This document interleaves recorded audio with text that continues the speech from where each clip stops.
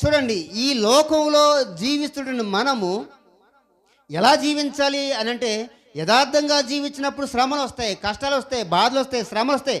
కానీ అందుట్లో ఎవరు ఉంటారు? మెయిన్ పాయింట్, నోటీస్ పాయింట్ కదా, ఎవరుంటారు? అందులో దేవుడు ఉంటాడు. ఫెలోషిప్ అంటే అర్థం ఏంటి చెప్పండి? ఫెలోషిప్ అంటే అర్థం తెలుసా?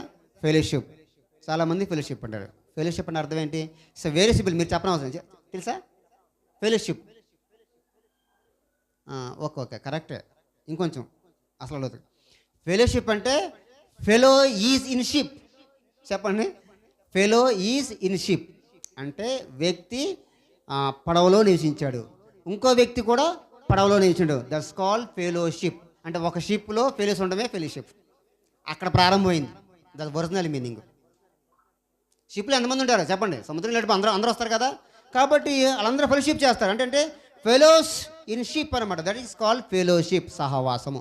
అది మూలపనాది. కాబట్టి ఇప్పుడు మనం ఎక్కడ ఉండాలి? మన సహవాసము క్రీస్తుతో సహవాసం కలిగి ఉండాలి.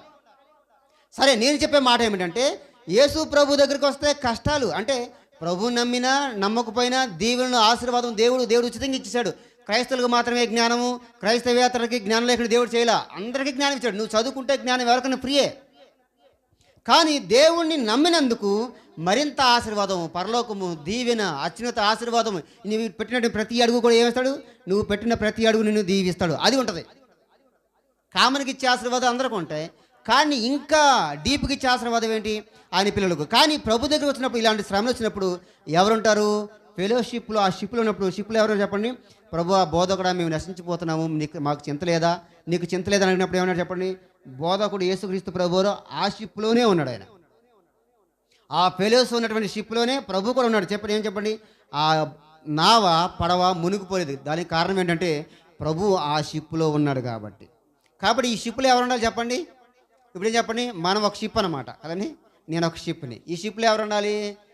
ఫెలోస్. ఏ ఫెలోస్ ఉండాలి చెప్పండి? మనకు తగ్గటువంటి దేవుని యొక్క సంబంధమైన పిల్లలు వాళ్ళు ఆ ఫెలోస్ షిప్లో ఉండాలి. ఆ షిప్లో ఉంటే శ్రమలు వచ్చినా, బాధలు వచ్చినా, కష్టాలు వచ్చినా ఏమో చెప్పండి, ప్రభు మనతో ఉంటాడు. దీనికి మీకు బాగా అర్థం కావాలంటే మీకు